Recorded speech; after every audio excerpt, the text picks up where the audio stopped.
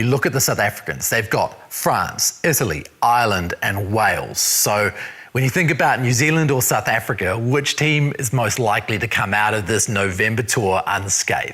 I don't think anybody will be unscathed, but I think if we're looking at the draw, the Springboks probably have the easier of the two, right? They've got two tough test matches against France and Ireland, which is always going to be tough, those two teams. And then they've got Italy and Wales that Wales probably aren't in where they used to be. And Italy, I can't imagine they've actually beaten the Springboks before. So I think if we're going to talk around teams around undefeated, you'd have to think that the Springboks would be the favourites in that. But for us, look, I think it adds a lot more to our resume for this year, I believe, Ross, if we're able to get this undefeated and get this Grand Slam. You walk out a tough back end of the year. Yep, we lost to South Africa, of course, and we had a hiccup against the Argentinians. But I think, look, if you look at the schedule-wise for us, if we can get it done, it's a pretty successful season. Take away maybe one more win against the Springboks. So, but to answer your question, I think the Springboks probably would go in a more easier way. They're probably us.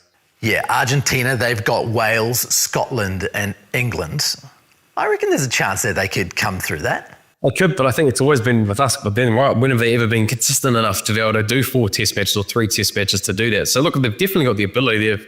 They're pretty much at the top of the Rugby Championship this year. So I think they always have had that ability. I'd be pretty close to backing them to be able to do that. So, but yeah, consistency is always a big thing. But I've always loved watching Argentina when they get things right. When they've won test matches against us, or even when they've won the Springboks, they're able to do it. So there's definitely not the fear that they can't do it. I think it's just can they get it done and get some consistency. England is the other one. They've beaten Australia. They looked really good.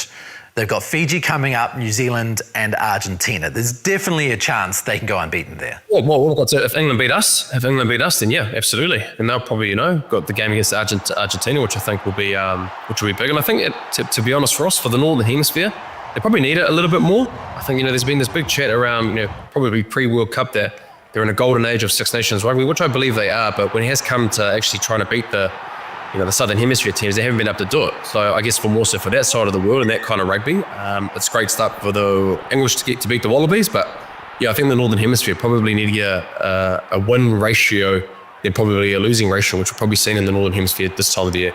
If France can get up over South Africa, then they've got Fiji and Australia.